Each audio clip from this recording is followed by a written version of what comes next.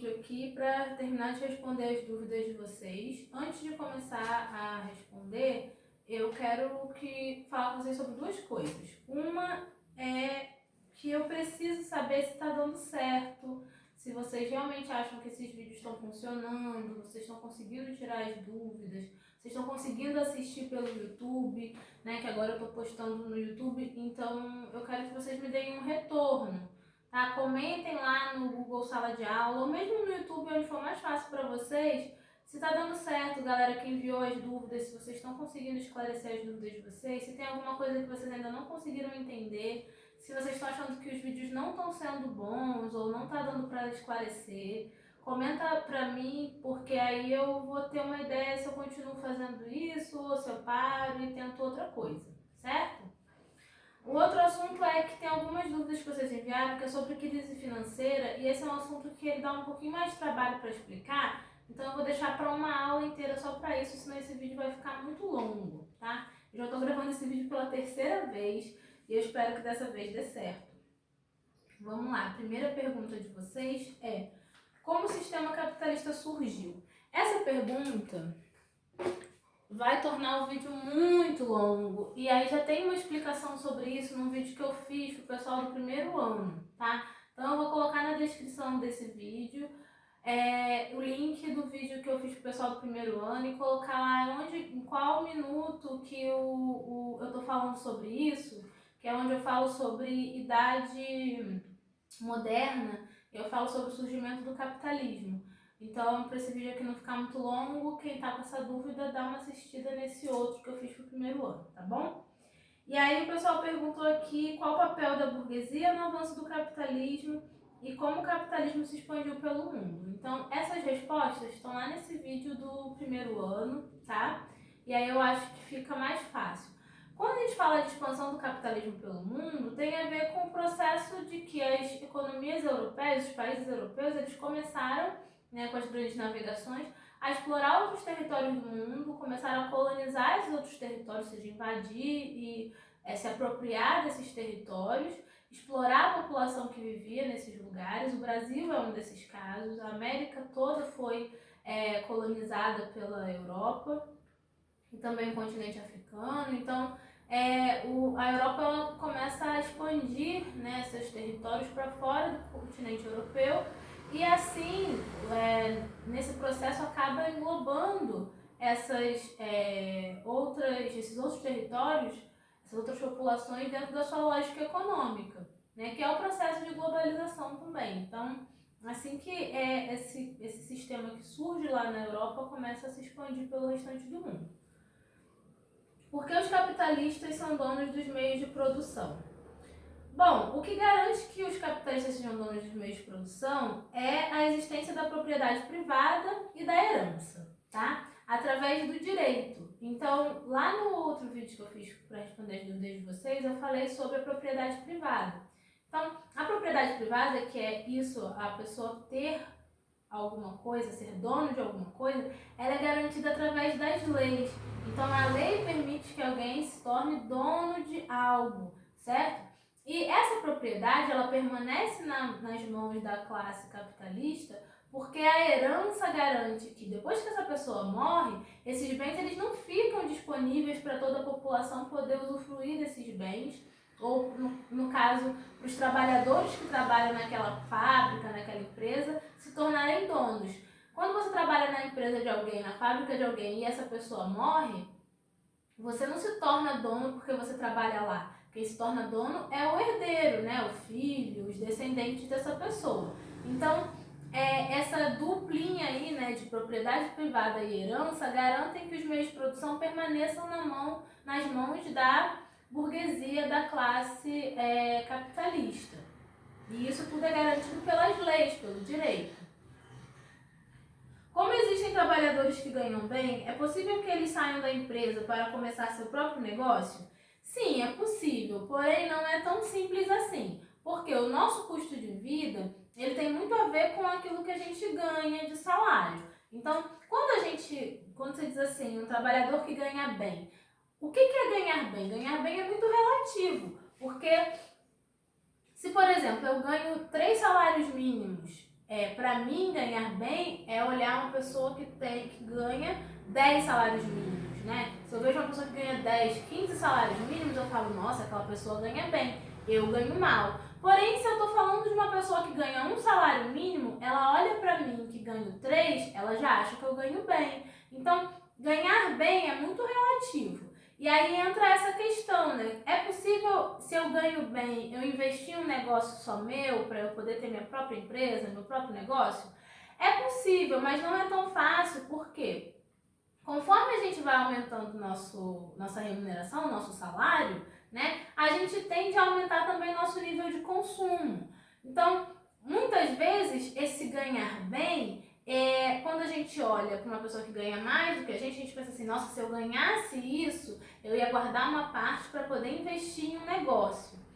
Só que na prática, né, quando a gente começa a ver que nosso salário, por exemplo, aumenta, a gente arruma um emprego melhor e começa a ganhar mais, muitas vezes, ao invés de guardar dinheiro para investir em algo, a gente acaba gastando, melhorando nossa qualidade de vida através do consumo. Então, de repente, a gente quer morar numa casa melhor, ou a gente decide comprar uma casa porque a gente não tem uma, ou a gente decide colocar nossos filhos numa escola privada e aí começa a gastar mais dinheiro com isso. Então, tudo isso traz, o aumento do salário, ele também traz o aumento no nível de consumo na maioria dos casos, né, em que as pessoas começam a ganhar mais.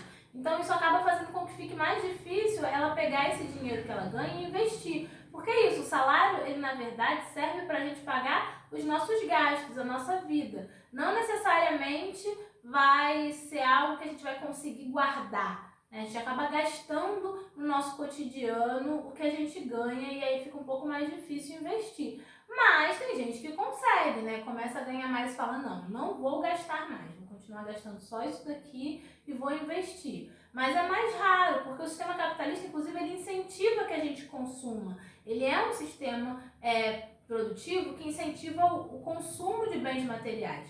Então, é muito comum que a gente se sinta cada vez mais incentivado, quando a gente ganha mais, a comprar um celular melhor, a comprar um carro, a comprar uma casa. Então, tudo isso é consumo e a gente é incentivado o tempo todo a consumir, né? E esse investimento fica, então, mais difícil nesses casos.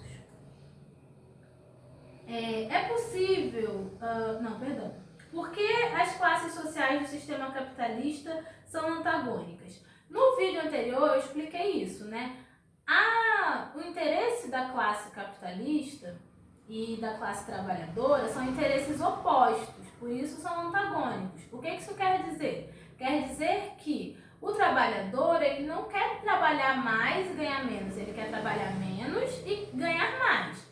Já o empregador, o capitalista, ele ganha riqueza, ele aumenta o lucro dele quando ele pega a produção que foi feita pelo trabalhador, vende por um valor, guarda a maior parte desse valor para ele e retorna só uma pequena parte para o trabalhador. Então os interesses são opostos, porque um quer pagar menos enquanto o outro quer ganhar mais, certo? Por isso a gente chama de antagônico. Por que o capitalismo está se autodestruindo?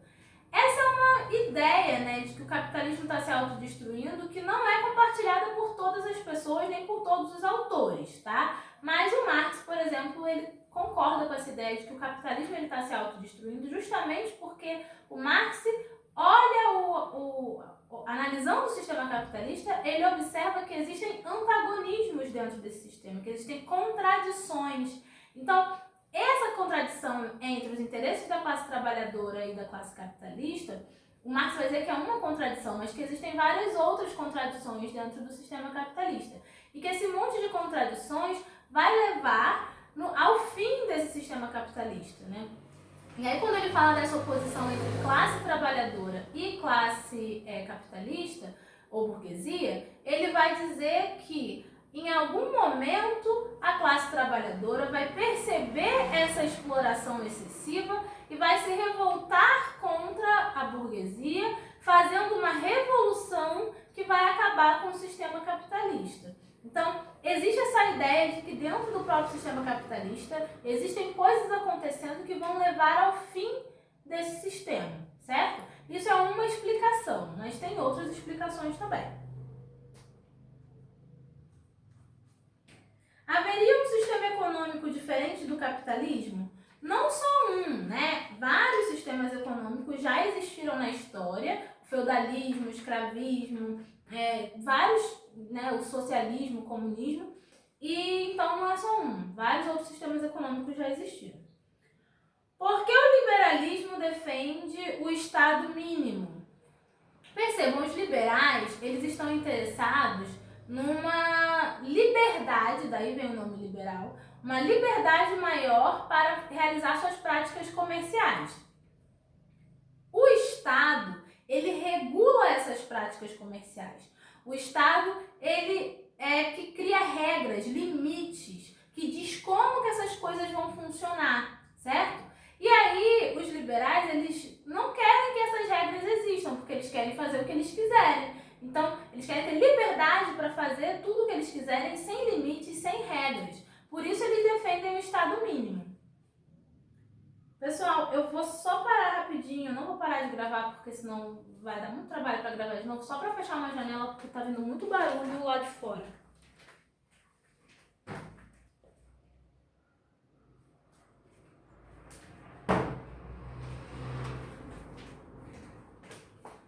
Muito bem. O que significa na prática a queda do PIB? A queda do PIB, como eu expliquei, o PIB é o Produto Interno Bruto, né? É a soma de riquezas produzidas num determinado território. A queda do PIB é quando essas riquezas são menores, né? Então, quando aquele território ali consegue produzir menos bens materiais e bens de serviço, gerando menos riquezas para aquele território ali. Qual a diferença entre capitalismo e socialismo? No capitalismo, como a gente já falou, existe a propriedade privada, então cada pessoa é dona de seus próprios bens. No socialismo não existe propriedade privada, ok? Logo não existe a classe social proprietária e a classe não proprietária, que no caso é a burguesia e a classe trabalhadora. No socialismo não existe essa diferença. Por quê? Porque não existe propriedade privada. Então, de quem são os meios de produção? Os meios de produção ficam na mão do Estado no socialismo. Então, é o Estado que vai ser dono das fábricas, das indústrias, das grandes empresas, de tudo. O Estado é que vai comandar tudo isso. E toda a população, né, vai trabalhar e vai receber e vai poder consumir de acordo com o que o Estado determina. Então, no socialismo é o Estado que é proprietário de tudo. Não existe propriedade privada. Não existe algo que é meu. As coisas são concedidas pelo Estado para a população poder usufruir dessas coisas.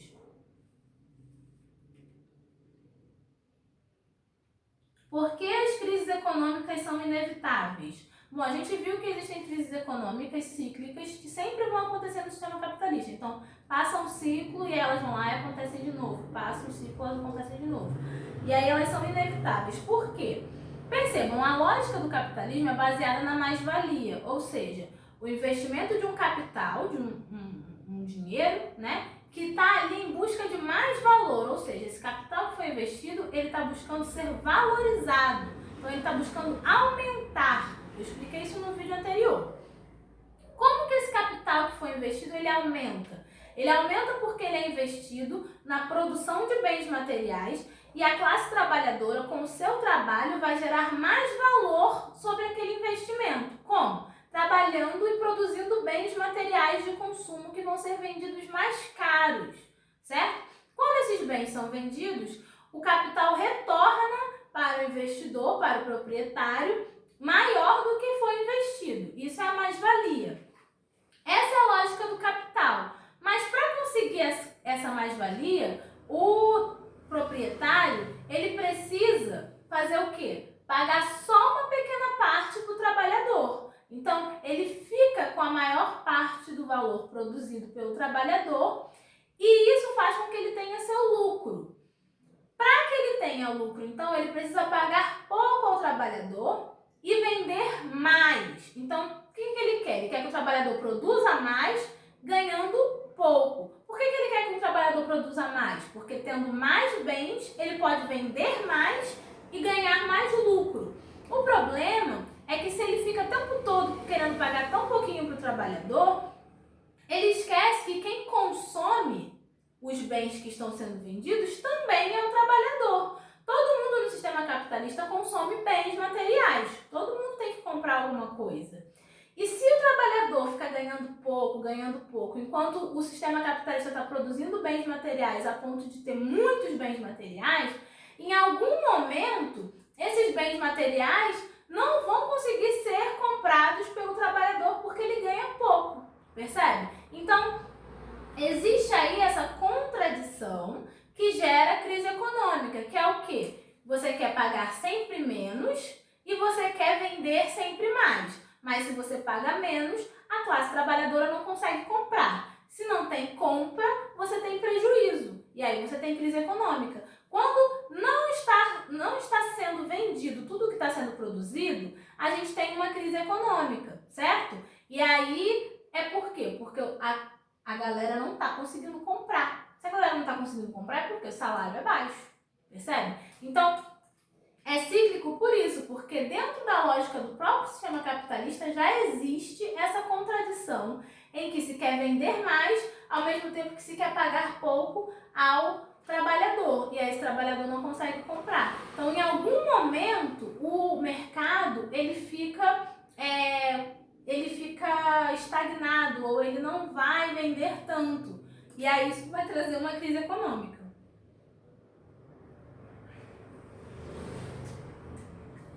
Por que a recessão é uma crise curta e a depressão é uma crise duradoura? Isso é uma nomenclatura, é um nome que se dá para poder diferenciar os dois tipos, certo? Existem outros tipos de classificações que vão definir as crises econômicas de outras formas, tá? Esse é só um tipo que serve para diferenciar uma da outra. Se tiver o mesmo nome, a gente não vai saber a diferença entre uma e outra. Como a crise econômica afeta as relações de mercado entre oferta e demanda? Aí, gente, tem 3 perguntinhas que eu vou responder de uma vez só, que são essas que estão aqui no quadro.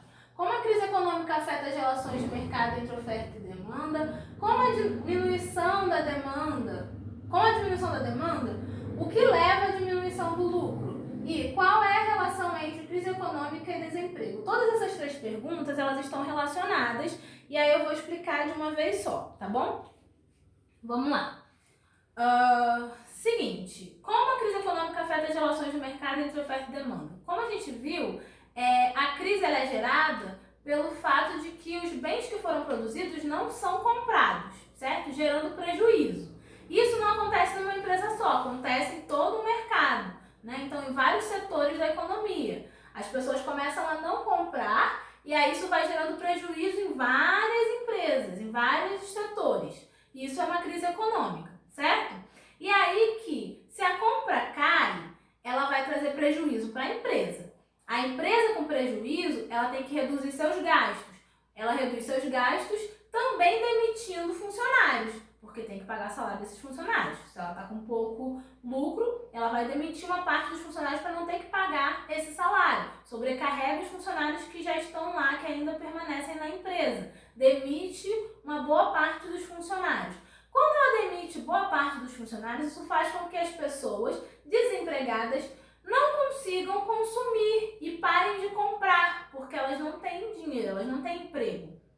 Isso faz com que a crise piore, porque a crise é gerada pelo fato de que os produtos não são vendidos, ou seja, as pessoas não compram. Então, as pessoas não compram, causam prejuízo da empresa, a empresa demite os funcionários, que vão comprar menos porque estão desempregados, entende? É um ciclo vicioso. Então, qual a relação do desemprego com a crise econômica? A crise econômica, ela gera desemprego e o desemprego piora a crise econômica, certo? E com a diminuição da demanda, né, o que leva à diminuição da taxa de lucro? É a própria diminuição da demanda. A demanda, ela é o quê? A procura pelo produto, é a compra do produto. Se a compra do produto diminui, então a taxa de lucro da empresa diminui, certo? E aí gera desemprego porque a empresa vai demitir funcionários. Então, é um ciclo vicioso aí, certo? O capitalismo e a crise econômica têm algo em comum? A crise econômica ela acontece no capitalismo. O sistema funciona de uma determinada forma e em algum momento ele entra em crise, certo? Então, a crise acontece no sistema capitalista. Como se originou a crise econômica? Bom, eu vou trabalhar com a ideia de 2 tipos de que é de especulação eu vou explicar na próxima aula. E a crise de superprodução, que é o quê? Quando as empresas, vendo que um produto está vendendo e está gerando muito lucro, elas começam a produzir mais, as indústrias começam a produzir mais. E produzem mais, sempre pensando que aquilo vai ser vendido e que vai ter um retorno muito bom. Então ela acelera a produção, ela investe em tecnologia para produzir mais e mais, só que sempre fazendo o quê? Querendo produzir mais, gastando menos, então mantendo ali o salário baixo, né? E aí, em algum momento, essa produção ela é excessiva, ou seja, se produz muito e muito mais do que a população é capaz de comprar. Aí o que acontece? O produto está lá produzido em excesso, você tem muita oferta e pouca demanda, né? Poucas pessoas querendo comprar. Quando isso acontece, o preço do produto cai. Quando o preço do produto cai, você investiu uma grana, né? Você que é o proprietário, o capitalista, investiu uma grana para produzir aquele monte de coisa, porque você imaginou que ia vender num preço alto e ter retorno. Quando o preço cai, você vê que seu retorno vai ser mínimo e que você vai ficar no prejuízo. Aí a sua empresa vai à falência. A gente tem uma crise econômica de superprodução quando isso acontece em todo um setor econômico. Em 1929 isso aconteceu com a produção de café. Café era uma mercadoria muito valorizada, né, que servia como base da economia de vários países, e houve uma superprodução de café, e aí as pessoas que produziram esse café não tinham como vender, e esse café ficou sem valor, e aí todo o dinheiro que elas investiram não tinha retorno, certo? Então é uma crise de superprodução, é quando você produz muito mais do que a população é capaz de consumir, e aí existe uma desvalorização do produto e, consequentemente, um prejuízo de quem investiu na produção daquele produto. A Grande Depressão da América e crise econômica são a mesma coisa? Não! A Grande Depressão da América é uma crise econômica que aconteceu em 1929, mas existiram outras crises econômicas, então não é a mesma coisa, tá? A crise econômica é uma coisa que acontece em diferentes momentos. A Grande Depressão da América, que é a crise de 1929, é uma crise econômica que aconteceu na história do capitalismo. O Brasil pode sair da crise sem depender de outro país? A economia do Brasil e de outros países que estão no sistema capitalista, ela depende de relações internacionais. Você compra e vende produtos para outros países. Então, a nossa produção, ela não é voltada só para vender aqui no Brasil. Logo, se você tem um mercado que ele é internacional, não tem como você sair da crise sozinho, porque a gente não trabalha com uma economia só interna. Existem relações externas, né, internacionais econômicas. Então, não tem como você sair de uma crise, de uma economia que ela já é baseada em relações econômicas internacionais, sem ter nenhuma relação com outro país. Qual país com crise econômica mais instável no momento? Não sei dizer. Sempre que houver crise econômica, eles vão demitir os funcionários? Sempre que houve crise econômica, houve demissão dos funcionários. Então a gente imagina que sim, é uma tendência, porque é a forma que os proprietários encontram de reduzir seus gastos, porque eles não precisam pagar aqueles salários e aí eles, né, não têm lucro, como é que eles vão gastar? Então eles acabam reduzindo gastos e demitindo as pessoas. Muitas vezes isso acontece também com eles abrindo falência de uma empresa para não ter que pagar as dívidas que eles têm. Então, quando você abre falência, né, você não paga as dívidas daquela empresa. E aí eles deixam aquilo lá, porque não tem como pagar, e aí deixa para depois abrir outra empresa, criar outro negócio, sem pagar aquelas dívidas todas lá.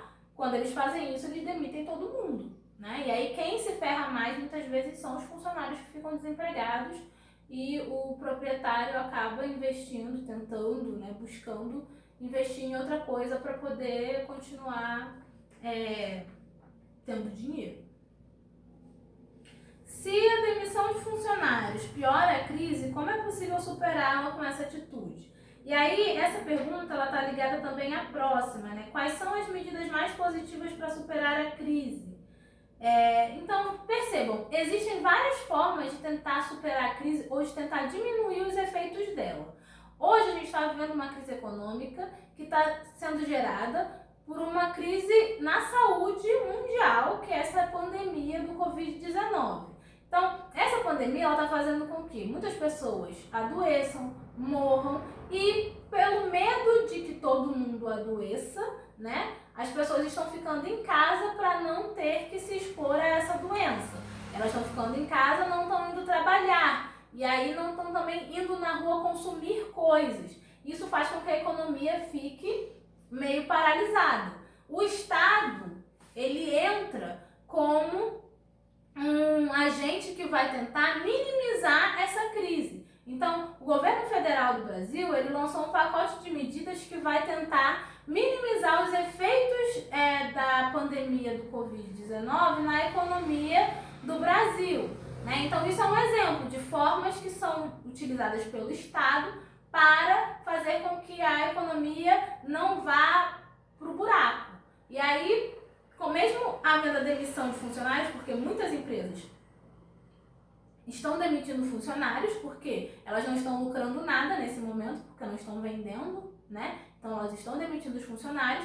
E aí o Estado, ele entra como? Ele entra com, por exemplo, está acontecendo agora o aumento de auxílios de Bolsa Família. Então tinha muita gente que era cadastrada no Bolsa Família, mas não estava recebendo auxílio. E aí eles aumentaram a quantidade de pessoas que estão recebendo auxílio. Esse auxílio emergencial de R$600 também é uma forma de fazer com que a população não fique sem nenhum dinheiro e possa continuar pagando suas contas e comprando suas coisas para também não morrer de fome, né? Então, o que mais? Tem também a liberação de fundo, né, do FGTS para que os trabalhadores possam sacar o valor do FGTS, do PIS/PASEP. Também está sendo liberado para que a população não fique zerada.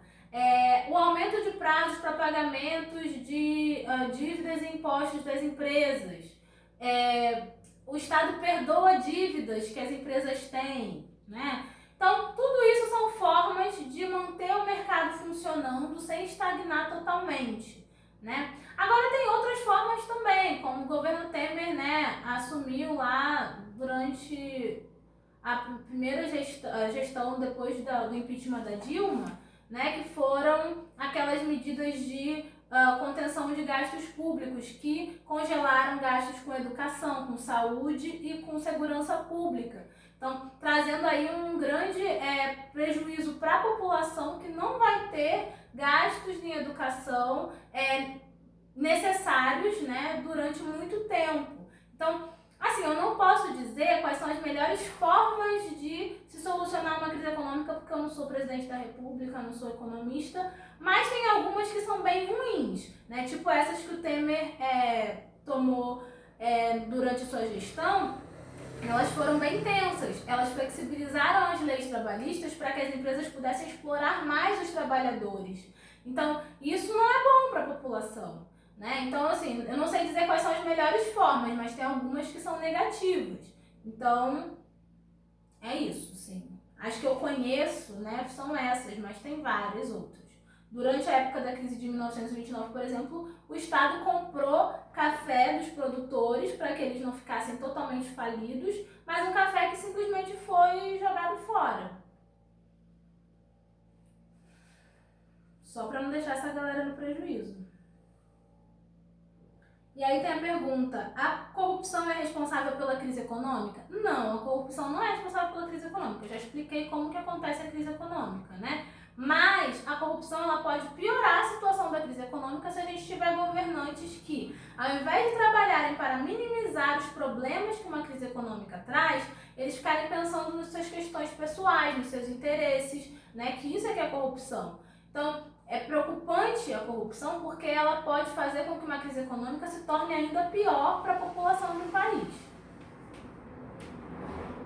A crise de 2008 pode ser definida como uma depressão, pois até hoje o Brasil não se recuperou dela. Para começar, a crise de 2008, ela começou nos Estados Unidos, ela se alastrou pelo resto do mundo, mas ela impactou principalmente a Europa, porque era um setor que tinha, na época, né, um desenvolvimento econômico alto e que estava comprando ações no mercado financeiro, ações dos Estados Unidos.